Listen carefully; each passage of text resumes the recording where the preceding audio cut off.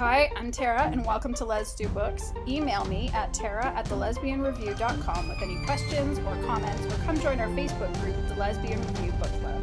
I'm super excited today because Karen Kallmaker is joining me. I'm a big fan. You're all big fans. She's written so many fabulous books, and her latest is Captain of Industry from Bella Books. But Karen is here today to talk about other people's books with me. She's not only an author, she's also a reader, so I'm asking her about what books she loves and thinks you should all check out. So welcome, Karen. Hello, it's happy to be here. So you've actually chosen a theme for us today.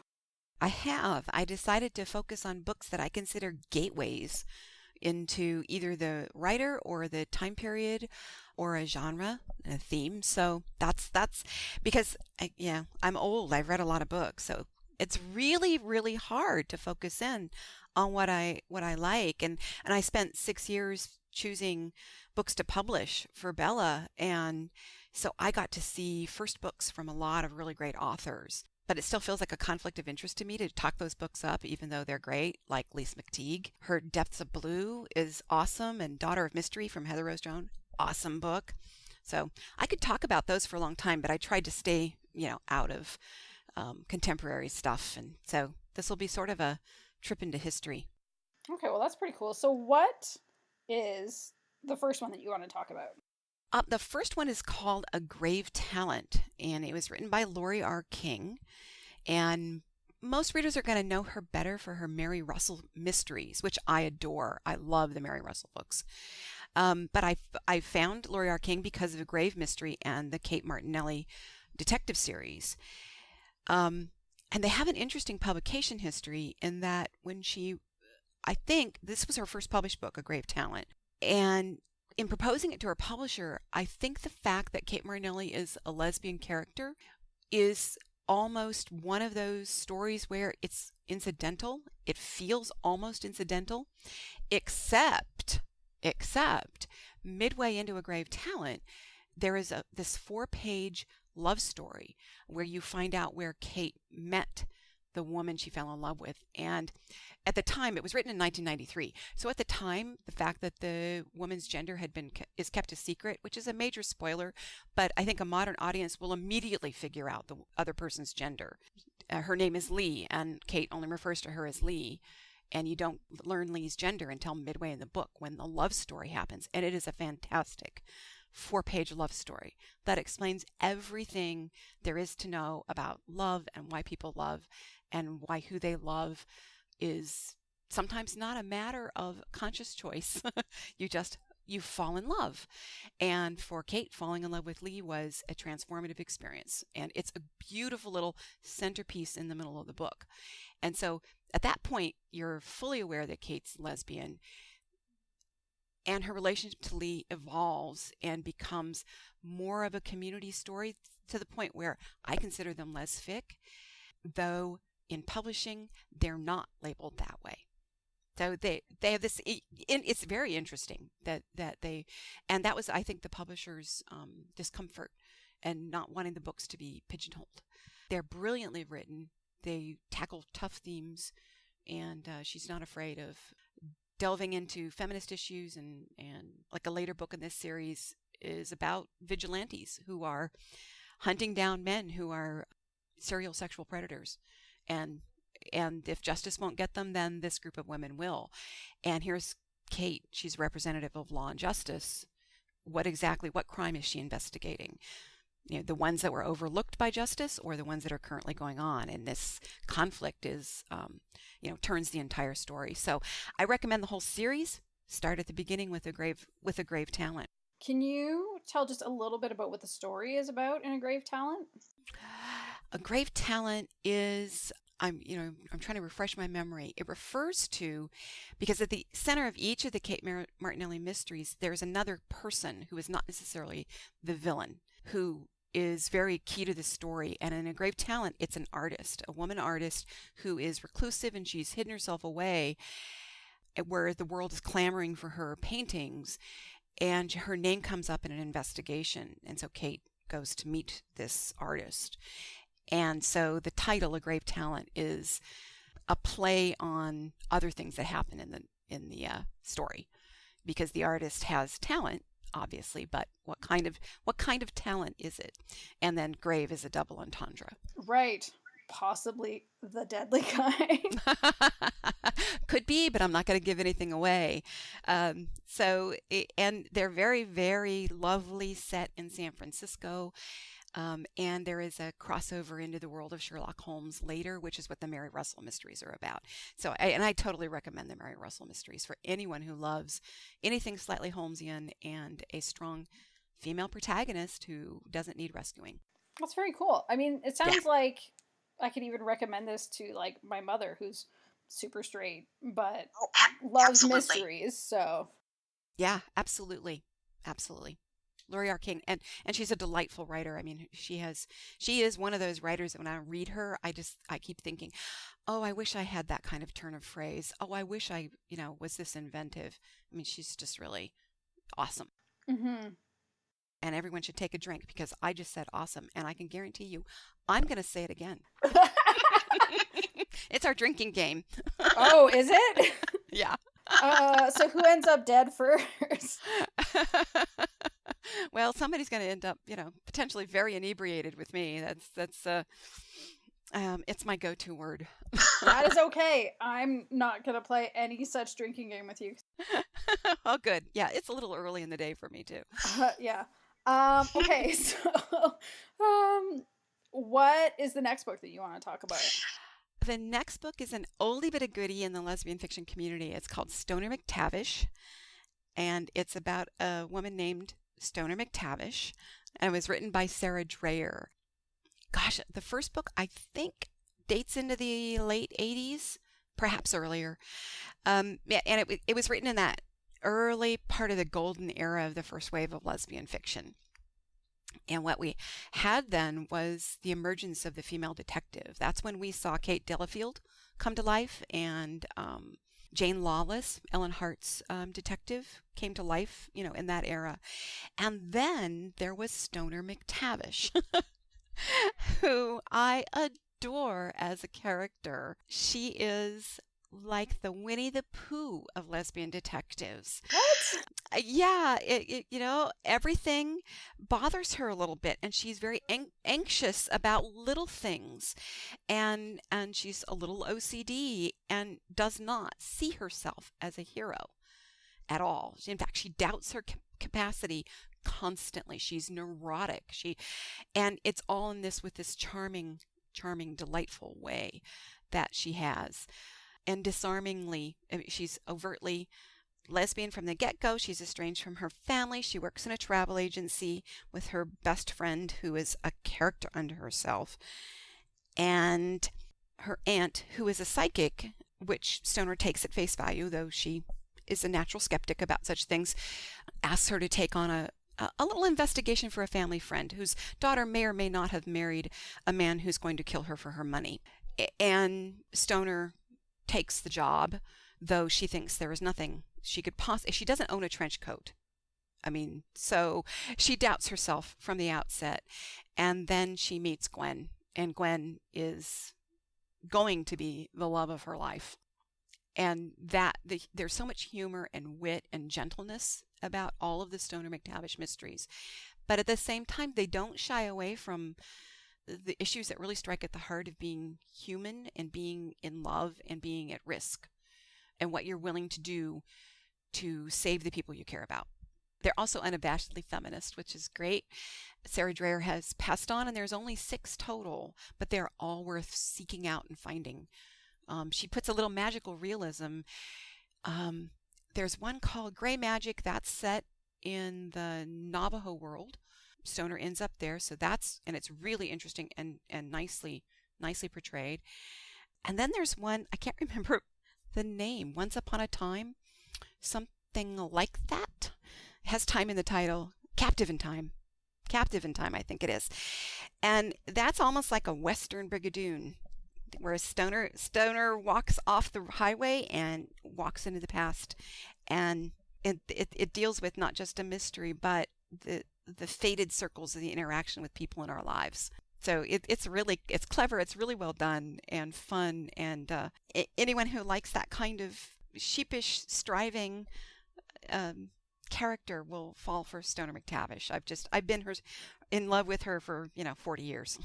Okay, well, that sounds pretty fabulous. And actually, I'm just looking on Amazon, and they're all available on the Kindle too, not just like you don't have to dig out or look in used bookstores or anything like that. Like they're all available. You can get some of them new in paperback. Oh, that's excellent news, because the publisher, for whatever reason, the previous publisher was really resistant to them being made digital. And I know Bella approached them numerous times trying to say, please let us put these books in digital form so people can at least have them. And Sarah Dreher died, I want to say, 5-6 years ago. So it's great that they're available electronically. Yeah. And that first one actually is less than $3. Oh, I mean, easy peasy. We have to pick it up now. Well, read the excerpt. If you're not kind of caught by the humor and the charm of the way Stoner is in the very beginning, then maybe the series isn't for you. But yeah, I really, really like Stoner a lot. All right, well, I've just sent myself the excerpt, so. Oh, good. Excellent. Okay. So I have a tiny point of clarification because I'm curious. Mm-hmm. Does she do detective stuff like on the side? Because you said she worked as a travel agent, or is it like... She's what you would call the casual detective. She finds herself in situations where the need to discover a truth becomes really important. Okay. Sometimes she's asked to intervene or to take a look at something, like she is in the first book, and other times she falls into situations. But there's only 6 total, and the last one was almost, I would say, somewhat experimental, in that she and Gwen go on a ride at Epcot, which the big space ride, right? The one at the very beginning inside the ball, where it's just the walk through history, and you get in your little car and you ride up in the ball and then you come back down. And they're on that, and for some reason they get out of the car and they fall into the other world, where what they're trying to fix in this other world is actually fixing something in the world that they care about. So it's a little magical realism, a little of those other fun aspects. It's one thing that Stoner is not is predictable. They always surprise and delight me, especially on rereading them, which I need to do because I haven't done that in a while. It's time. It's time. Well, maybe I'll play your drinking game when I read that book. Okay, so what's the next one you want to talk about? The next one is The Swashbuckler by Lee Lynch, which I read because Barbara Greer at Naiad Press told me I had to read it. So I read it, being dutiful, and I totally fell in love with Lee Lynch. I fell in love with her swashbuckler, Frenchie, who is the lead character in the story, and I think I still am coming to appreciate that what Lee Lynch did was immortalize that era, the late 1960s, and what a butch lesbian's life was like in that era. And it's a great love story on top of everything else. It's a great love story, but if you've ever wanted to know what that felt like, what it felt like to walk down a street aware that every eye that looked at you knew what you were, knew you were not a compliant woman, knew that you were not living as an accepted norm for women because your jacket was a man's jacket or your pants were men's pants. Something about you set off triggers in everyone who looked at you, and that Frenchie's aware of this and has this walk and presence of herself, that she's aware of the disdain and disapproval, and she wears that as a badge of honor through life. And it's just an amazing, and I'm using that word, an amazing look inside that era. So anyone who's ever wanted to understand any of that, you'll get it from The Swashbuckler. Plus you get a great love story. So, why not?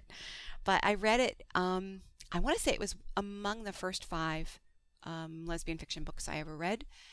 And the character and the honesty and the authenticity of the character is something that I'm still trying to imitate in my own work. So anyone interested in that era, start with The Swashbuckler. Okay, that's pretty cool. So would you say that it's more character-driven than story-driven? I think most of Lee's work tends to be character-driven. I don't know how she'd answer that question, but that story, boy, the characters are inseparable from the story within it. That's for sure. It's not a story that could be told with different characters. So I would say, yeah, it's very character driven. And it also captures the setting and the place of lesbian bars of the era, and the way that women who went to the bars formed a protective community for each other's survival, basically. And it's funny, I was glancing at it last night to just refresh my memory of it, and Lee in the credits of it says that she wrote the first chapter in response to a short story that Joan Nestle wrote in that era. And for people who don't know who Joan Nestle is, A, you should know, and B, Joan was also very, very involved and devoted to issues surrounding women being other ways of being women. So women who chose to be very feminine, which is in compliance with social norms, and women who chose not to be feminine in defiance of those social norms. And looking at those in a very global way as a range of how women can be women, and that we have to accept and embrace all of it, because if we shun any part of it, we are doing damage to women. So Joan was a very early inclusive pioneer, and so it was just interesting to see her name come up in relation to this story, because I hadn't realized that connection. And so the first part of The Swashbuckler appeared in an issue of Sinister Wisdom. I think Joan's story was in Sojourner. Anyway, those are early feminist and lesbian magazines that have... I think Sojourner is still around. Every once in a while they publish an issue. So anyway, that's anyone who wants not just a history lesson, but a great story should pick up The Swashbuckler. That's very cool. I'm embarrassed to say that I haven't read that one, but I have at least heard of it, and I will at some point get to it, I promise. Well, you have a huge reading stack, but at some point you may go, I wish I knew more about that, and you get both in the same story. The story stands the test of time because it's a great romance. It has all of the fear and the anxiety and the the riskiness of falling in love, and whether you can, and the risk that it puts both women at in that era, trying to declare anything publicly, not just to the wider community, to straight America, but to their own friends, because the woman she falls for is very femme, and they have friends who think that butch femme is not acceptable. So they deal with the community's prejudice against certain elements of this range of being female, and they have to deal with social prejudice as well. So it covers and hits all of those layers, and still has a really good romance. Oh, that's really, really interesting. Yeah, I'm definitely going to have to read that one. Okay, what is the last book you'd like to talk about? The last one is, gosh, I'm going to sound like it's a political polemic that I've, picked The Swashbuckler and talked about the politics of it. But the last one is called On Strike Against God, and it's by Joanna Russ. It's actually more of a novella, and the subtitle is A Love Story, which you wouldn't think something called On Strike Against God could be a love story, but it actually is. And it's a story I go back to, and not so much for the love story element, though it is a love story. It's that Russ, like The Swashbuckler, she wrote one of the seminal science fiction short stories of all time called When It Changed, which I also recommend to people, and you can find that online easily. It's such an important story that it shows up on people's websites in its entirety, because it's very short, but it hits all the notes of looking at where science fiction was at one point in time. And Russ wrote that story because whenever men wrote about women-run societies, their message seemed to be, women can do this, they can run a society, but it's never a good one, right? The matriarchs are rigid, or they're just waiting for men to come along. Okay? So she writes When It Changed, which is conceives a female-run society because the men died out, and 70 generations later, men just simply don't exist in their way of being. And so it changes, and it's so quick to read. Everybody should just read it and go through the elements, and it covers the shock of the return of men and their presumption, and how they don't understand how their society can just even exist. Because where are the people? They keep asking, where are the people? Well, we're looking around. We're all here. Why do you look at all of us and say where are the people? We are the people. And so when you look at that little short story and then on Strike Against God, you see the full range of what Joanna Russ was trying to do, which was represent both lesbianism and lesbian feminism. I said both, but I mean three things, like the Spanish Inquisition.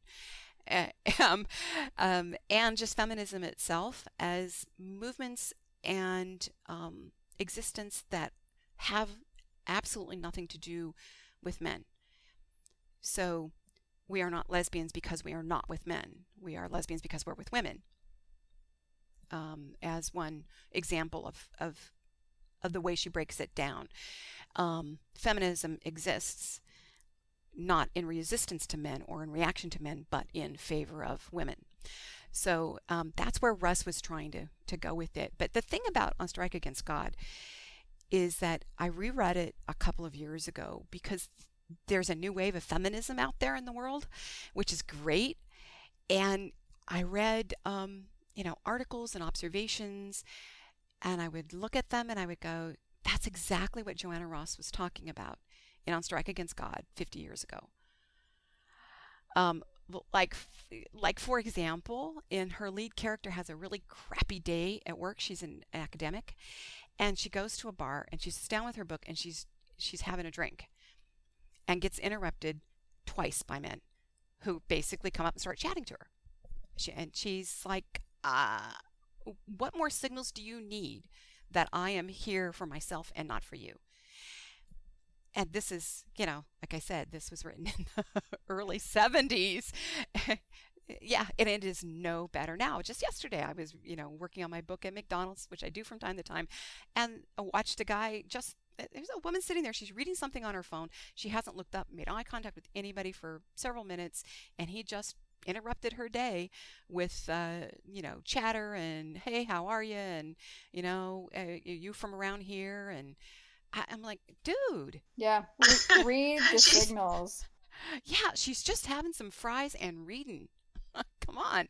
So, these things haven't changed, and it's witty and it's funny and it's really, really acerbic. I mean, if you like snappy comebacks and bitter sarcasm, this one's for you. Oh, so what is it actually about? It's about our lead character. Like I said, she's an academic, and she is very much aware that she prefers women, but she's making herself date. She's making herself attractive to men. She is trying to be compliant, and in the various settings that her family pushes her into to meet men, she meets the right woman.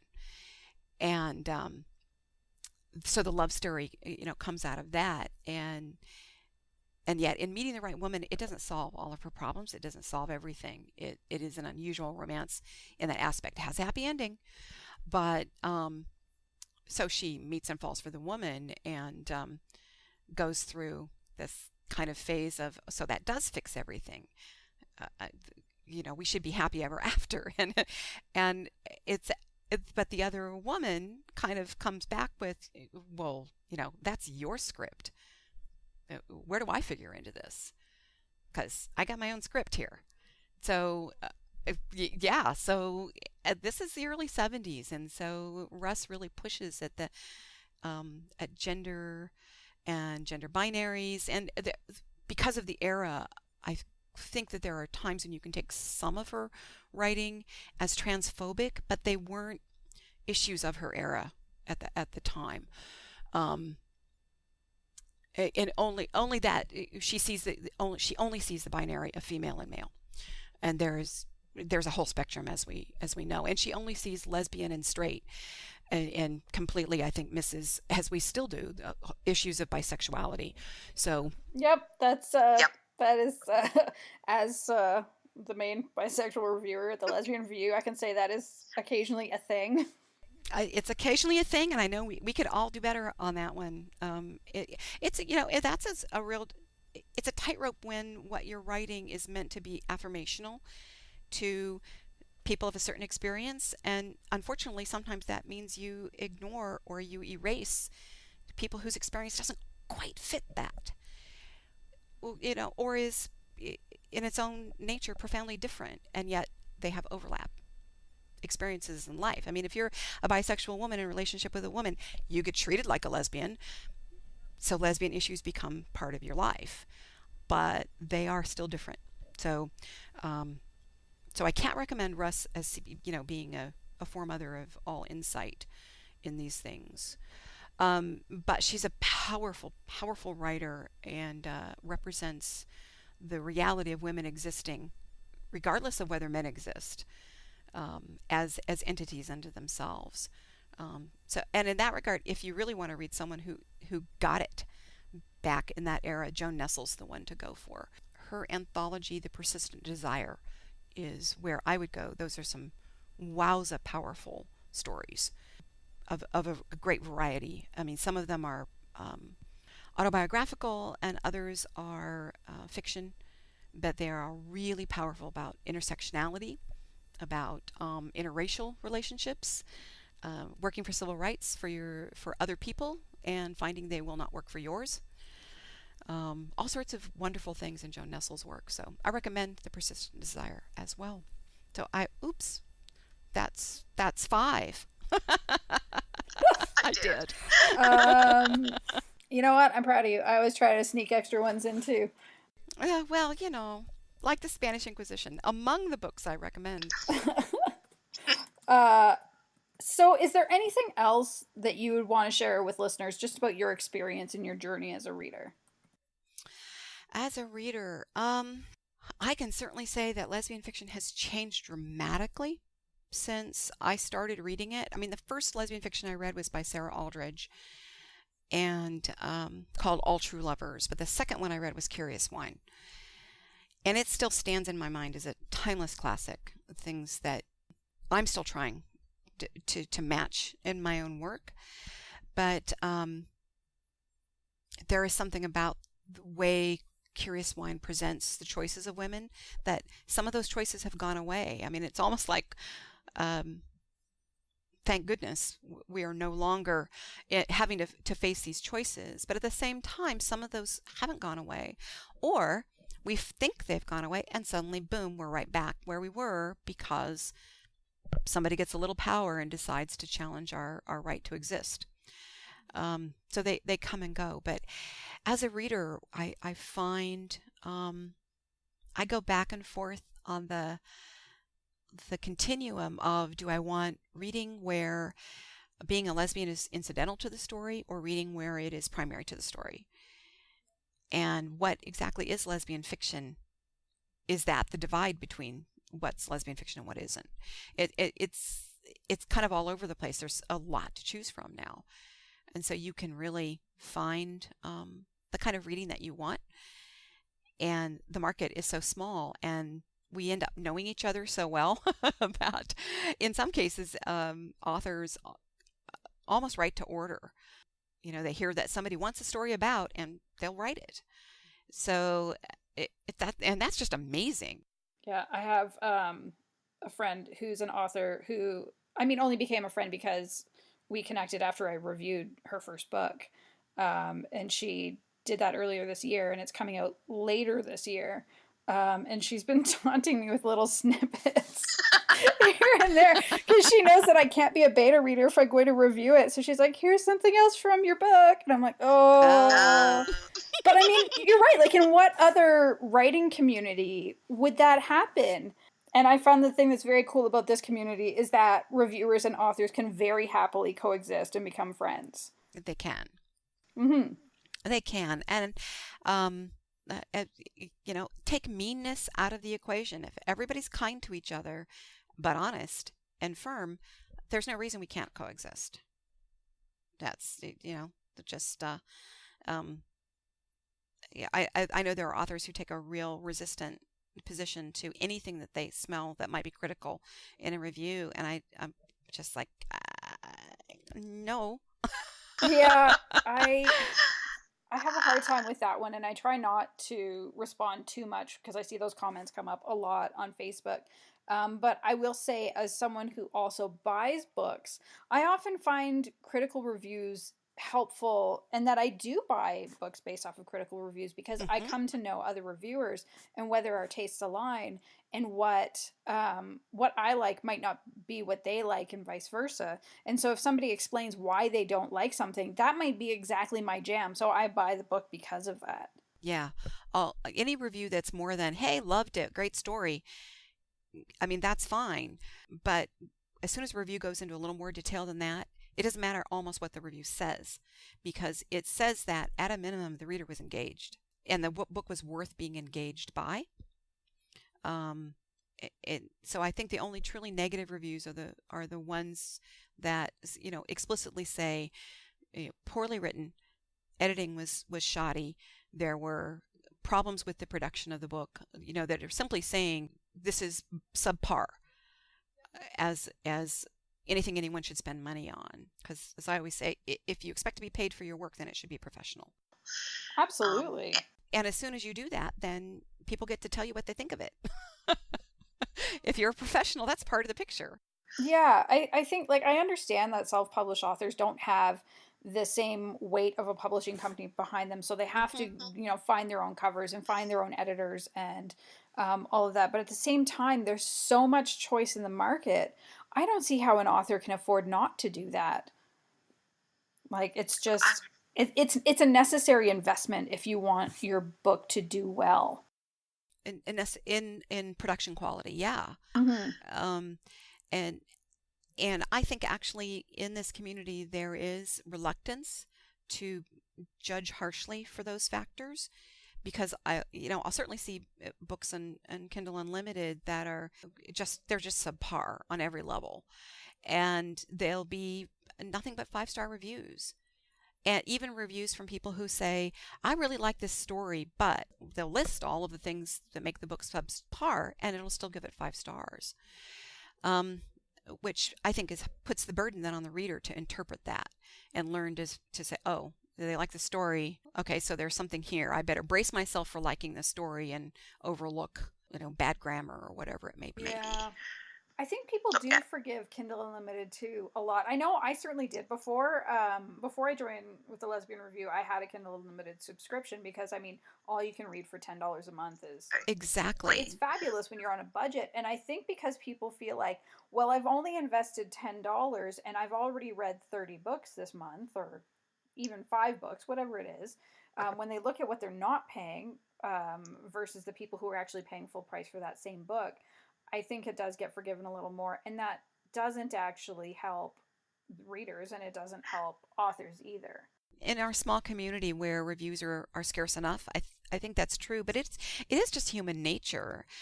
I know I feel differently about a movie that I was kind of about, whether I paid full nighttime freight or I went to the matinee.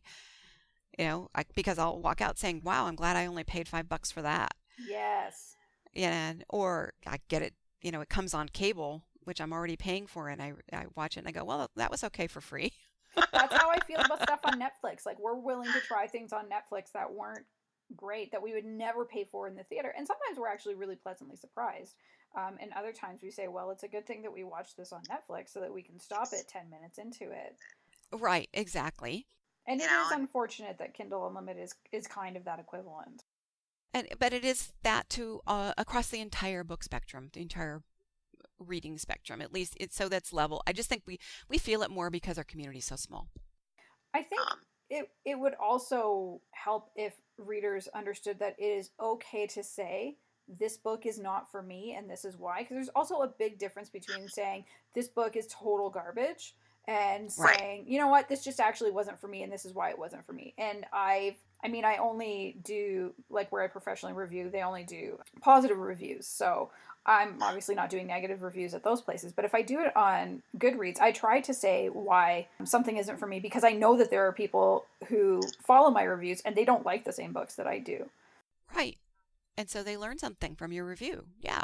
Exactly. I think the only one where I gave like a flat out negative one was, it was an erotic romance, BDSM, which is fine, except it had some really, really unsafe things in there. Oh, that would earn a ding from me. Yeah. Yeah, like the kind of thing that I kind of think you should maybe go to jail for. Like, it just wasn't, it was not okay. And triggered all of my, like, oh no, we're celebrating a predator right now, and a dangerous person who's doing dangerous things. Yeah, exactly. And that would cross a real line for me. Nobody should end up in the ER. No, right? Or the psychologist. Yeah. Yeah, and any practitioner will tell you that that's kind of a goal. Consent, but nobody consents to be put in the emergency room, right? So yeah, that would really put me off. I mean, there are reviewers who delight in being mean, and they, clearly love the sound of their own sarcasm. And what do you do? I just like, okay, that's their thing. I can't stop them from doing that. And basically, I'd rather spend an hour writing than losing my cool over that. Yeah, it's definitely not worth it. So Yeah. And I mean, as you know, everybody at the Lesbian Review is a fan of yours. Which makes me blush. It really does. Good. And it's not easy to make me blush, I have to tell you. All right. Well, I'm looking forward to when you see my review of Just Like That go up on Smart Bitches Trashy Books soon, then, because that's happened. I totally look forward to that. Good. All right. Well, I think I tangented about as hard as possible at the end of this episode. So thank you so much, Karen, for coming and joining. This was so much fun. Where can people find you online if they want to connect with you? They can find me at Facebook or Twitter. I prefer Facebook because I'm an old fogey, and so I'm not a Snapchatter or anything like that. And my website is Kallmaker.com. Anybody who's interested in excerpts, if they want to make sure they haven't bought a book before because they have an old cover, that's all on my. I have a page for every book, and you can, check it out and go, oh yeah, I have read that one. Listen, Sheena and I just have a lot of feelings about covers. Oh yeah, I know. As you discovered in the last episode. All right, so I am Tara, and you've been listening to Les Do Books. Don't forget to email me at tara@thelesbianreview.com with your questions and comments, or join our Facebook group, the Lesbian Review Book Club, to talk about these books and anything else you're reading and loving. You can also find me and all the other podcasters on the Lesbian Talk Show channel at our Facebook group, the Lesbian Talk Show chat group. If you've enjoyed this episode, please don't forget to rate this show and subscribe. And to find this and many other great shows, all you need to do is search for the Lesbian Talk Show on iTunes, Podbean, or Stitcher. And that's it. Awesome. Hooray! All right. I have paused my recording.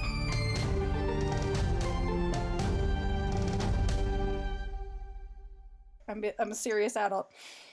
That's going to be another outtake.